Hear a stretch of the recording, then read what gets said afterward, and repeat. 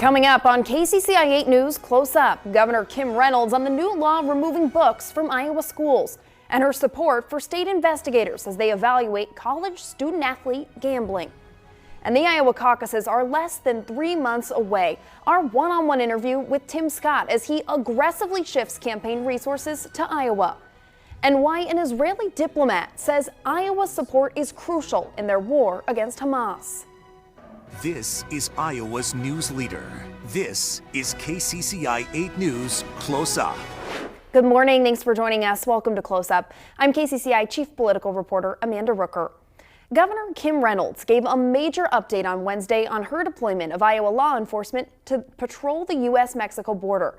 Reynolds says Iowa sent 109 Iowa National Guard soldiers and 39 Department of Public Safety officers in 2 separate 30-day operations. The mission cost just under $2 million. Iowa paid that with federal funding the state received through the American Rescue Plan aid sent during the pandemic. Now, during that briefing, the governor was asked about several other topics, including a new sweeping education law requiring some books to be removed from Iowa schools. Starting January 1st, school libraries for students in kindergarten through 12th grade can only include, quote, age-appropriate books. That means removing books or other materials with descriptions or depictions of a sex act. School employees that repeatedly violate the law could be disciplined. Some school districts have told KCCI state officials have not given them guidance about which books would violate the law. Governor Reynolds told reporters, though, she doesn't understand the confusion. I'm a grandma. I was a parent. I think moms and grandmas they want their kids to get a good education. They want them to be able to read. They want them to be able to do math, science, civics, really understand what the history of this country is, good and bad. And we're not where we need to be, especially after COVID, and we're lucky because we kept our kids in school. But we are not where we should be. And the data that's going to come out is going to reflect that, especially with kids that are special needs and kids with disabilities. We are way off course. Our kids and our teachers deserve better. They deserve the tools to help these kids succeed, not a damn distraction on a nasty, pornographic book that should never, ever be in a classroom. Now, if you're a parent and you think it's important, this is good, for your child to have access to that, okay, go buy the book. We didn't ban them. Go buy the book, sit down, have a conversation with your child. But let's not put that on the teachers, and let's not put that on the schools. And I think it's pretty clear. And if they can't distinguish that, then, I don't know, maybe we ought to take a look at what they should be dealing with. So it's just a distraction, and they don't like it, and so they're blowing it out of proportion. It's simple, the words are clear, and follow the law. Follow the law. Now, the Iowa Board of Education must start the rulemaking process by the end of December. However, the Department of Education has not said when they will release that guidance to schools. Now, during that press conference, Reynolds was also asked about the state investigation into college athletes and sports gambling. Over a dozen Iowa and Iowa State student athletes were accused of placing bets on college games. Governor Reynolds says the investigation was a wake-up call. They did their job. They received inquiries about an issue, and they do what they do. They responded to that, and I think they were surprised at some of the results that they found. They don't check in with me, but I support wholeheartedly the department and the decisions that were made. So I think he would be a better person to probably talk to you if you have additional specifics, but they received some concerns. They looked into it like they do with other issues, and I think they were surprised at some of the results that they actually uncovered. So, and then, this is a wake-up call too. We just have to do better education, make sure that these kids understand the consequences of doing this. This is preventable. So make sure that we're working with them. And I know they do, but we might need to, just because it's so available and it's so easy. So we really might need to double down on our efforts to make sure that they understand the consequences that are involved going forward. Sports gambling became legal in Iowa back in 2019. Gamblers must be 21 to place a sports bet in person or online. NCAA rules ban any college athlete from betting on a sport that has an NCAA championship. Next on Close Up, all in for Iowa. Why presidential candidate Tim Scott says focusing on the first caucus state could energize his campaign.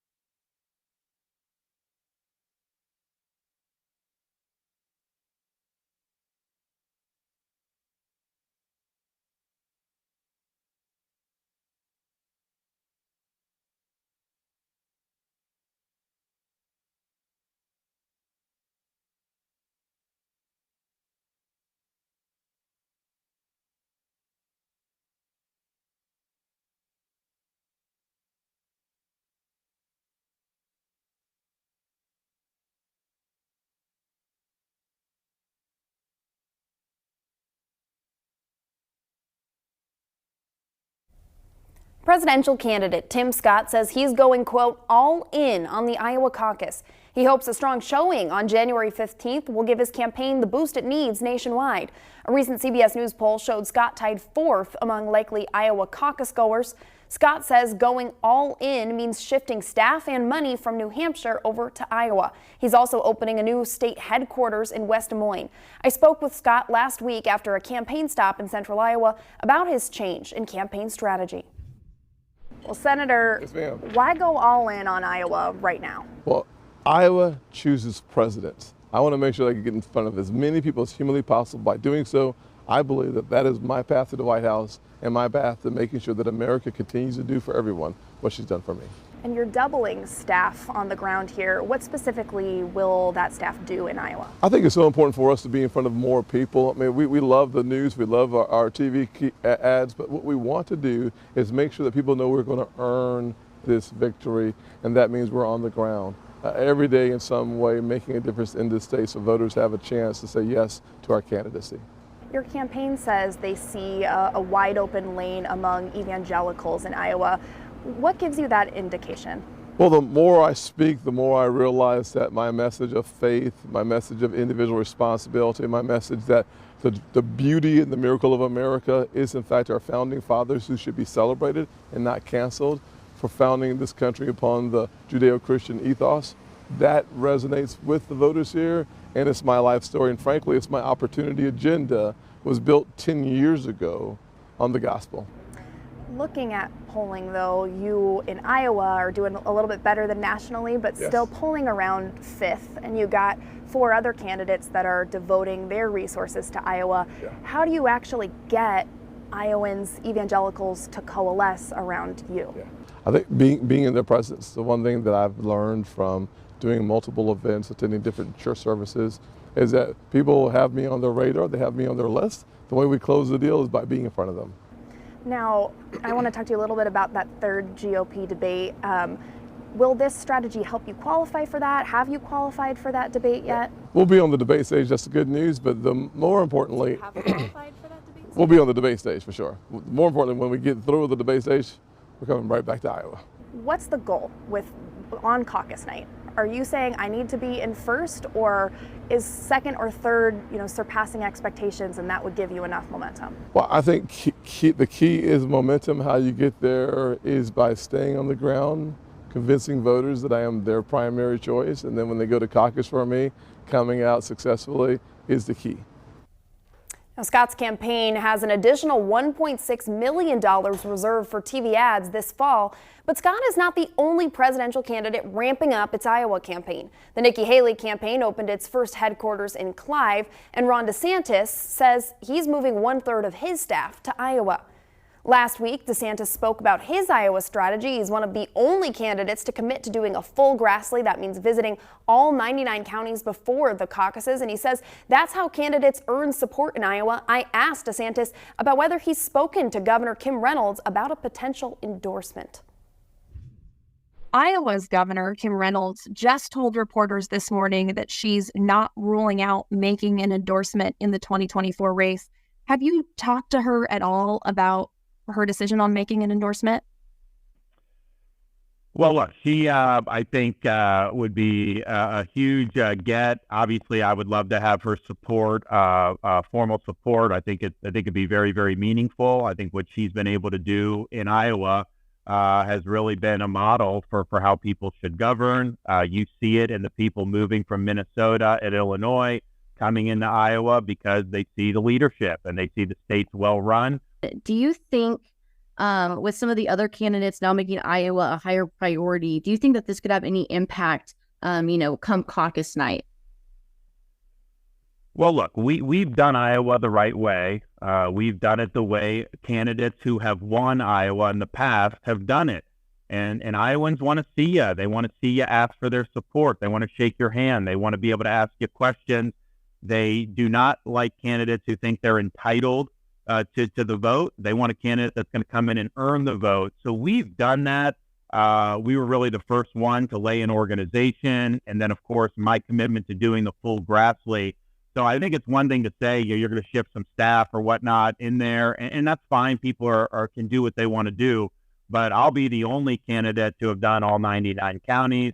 And I think if you look at the support we've been able to generate, I talked to Iowans on the ground who are very familiar with the history of the Iowa caucuses, and they will tell me, they're like, Governor, you're ahead of where previous winners were in the last however many cycles. So just keep doing what you're doing. So I think we've got the right strategy. DeSantis, during that press conference, also called on the Republican National Committee to host a debate in early states like Iowa or New Hampshire before the first caucus and primary. Iowa should have one of these debates. Look, I love Florida. I love Miami's doing great. We're proud to host it. But there should be a debate in either December or early January in Iowa. Then there should be a debate after the Iowa caucus, but before the New Hampshire primary in New Hampshire. And I don't know why we haven't had any of these debates in the two early states. So I'm a big supporter of getting either the December or an early January debate in Iowa. I think that'd be very important. I think obviously we'll still cover the whole host of issues, but you may have some Iowa-specific things that some of the Iowans care about. And that's really what the RNC should be doing. So you can put me in favor of bringing the next RNC debate or one of the ones between now and the Iowa caucus to the state of Iowa. I think it'd be good for the process. The third GOP presidential candidate debate takes place next month in Miami. So far, Chris Christie, Ron DeSantis, Nikki Haley, Vivek Ramaswamy, and Donald Trump say they've qualified. Trump is again not expected to participate. The other candidates have until November 6th to meet the qualifications for the debate. Still to come on Close Up, I talk with the Consul General of Israel to the Midwest about life in his country since the October 7th attacks.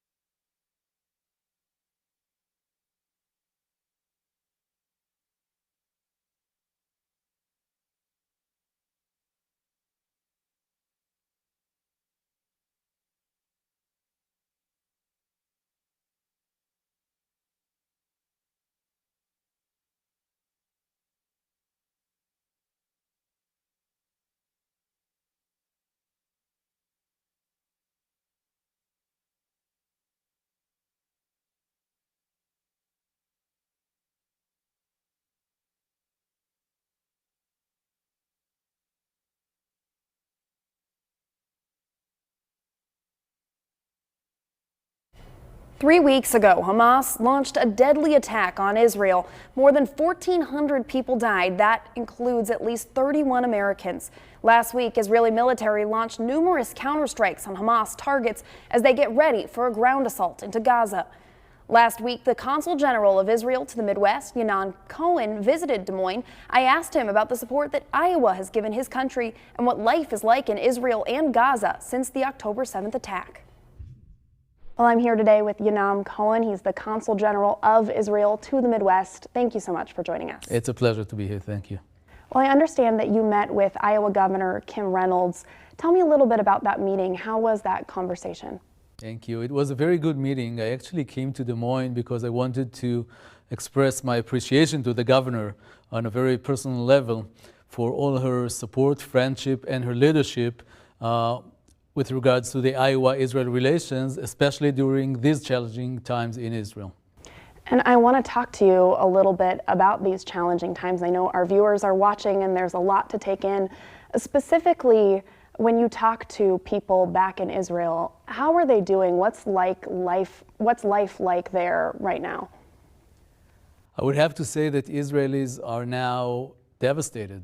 You know, we just had the biggest terror attack in the history of the country. More than 1,400 people were massacred in the south of Israel, entire families, babies, mothers, the elderly. We have more than 200 people held hostage in the Gaza Strip by Hamas. Some of them, by the way, are American citizens. We have more than 200,000 Israelis who have been displaced. They had to evacuate their homes because of the violence going on by the Gaza border, but also along our northern borders. So the situation is of a lot of concern, but at the same time, I have to say that we see an amazing spirit among the civil society of mutual responsibility, of the belief that we're there fighting for our home, which is, the one and only Jewish state in the world. That's Israel. I know Iowans who may be watching all of this unfold, it may be confusing for them, or there are a lot of developments and distinguishing between Hamas and Palestinians. Can you tell me a little bit about, an overview? What is the goal of the Israeli government right now, and what is kind of the state of the conflict? The major goal of the Israeli government right now is really to eradicate, I would say to crush, the leadership of the terrorist organization of Hamas in the Gaza Strip, and to really dismantle the terrorist capabilities, because we need to make sure that they're unable to repeat these atrocities over and over again. And then what we'll have to see is how we really guarantee a better future for the civilian population in the Gaza Strip, because we want to see them growing and prosper, not under Hamas, but under more free and democratic regimes. So this should also be a major goal for what's going on right now. Yeah, talking a little bit about that civilian population there, reports coming out of Gaza show a dire humanitarian situation. We can't independently verify what the death toll is in Gaza right now, but we're hearing reports of lack of access to food or water, of children dying from airstrikes. Could you tell me a little bit about how the Israeli government is evaluating the human cost to this war? Yes, this is a major question, and thank you for asking. As I said, our direct goal is the leadership of Hamas, the terrorists in the Gaza Strip. Unfortunately, what they're doing is a double war crime. Not only do they kill intentionally Israeli citizens, but they also hide behind their own civilians and use them as human shields. And what we're doing is that the Israeli Defense Forces called to the civil population to evacuate to the safe zones in the south to make sure that we're only fighting the terrorists and not the civilians. Unfortunately, Hamas is blocking their own people, preventing them from evacuating to the south area, and this is devastating. At the same time, together with the American administration and with Egypt, we're making sure that humanitarian support is entering Gaza. And I want to talk to you a little bit about the impact of this war on the United States. I mean, we have seen a growing concern about a rise in anti-Semitism in this country. As you travel to different states in the Midwest, what are you seeing? And then what would your message be to governors and local leaders about how they can combat anti-Semitism? Yes, we have seen, especially in the past 3 weeks, an explosion in the numbers of anti-Semitism all across the country and also here in the Midwest, to the extent that Jewish students and Israeli students are now intimidated on campuses, afraid to just express their Jewish identity. This is something that is very severe. And I think that every leader should speak out against anti-Semitism, because everybody should be able to express their own identity and live freely, especially here in this country. One thing that we do on the show, as well as going, in depth onto issues like this, is we also talk to a lot of 2024 candidates. We're in the midst of a presidential election cycle, and many of those candidates are talking about the Israel-Hamas war on the campaign trail and what their response would be. Is there anything that you would like to hear from them, knowing that one of those candidates could potentially be the next American president? Absolutely, and this is why Iowa is so important. Yes, we reach out to the candidates, but we also speak publicly. And I think the biggest expectation is that they continue to lead the world. We want the United States to continue to lead the world, because we want the world led by the values of freedom and democracy of the United States. We don't want to see a world that is led by other countries who do not adhere to these values. So this is why it's very important to continue and see a major U.S. leadership in this world. This is the first thing. And secondly, I really expect them to speak out against Israeli hatred and against Jewish hatred, against anti-Semitism, because this is something that I think specifically this country cannot tolerate. The Department of Homeland Security and the FBI said the number of threats against Jewish, Muslim, and Arab communities has risen sharply since the October 7th attacks on Israel. They're asking everyone to report any suspicious activity to their local law enforcement or to the FBI online at tips.fbi.gov or by calling 1-800-CALL-FBI. Coming up on Close Up, election security, what's being done here in Iowa to prevent voter fraud.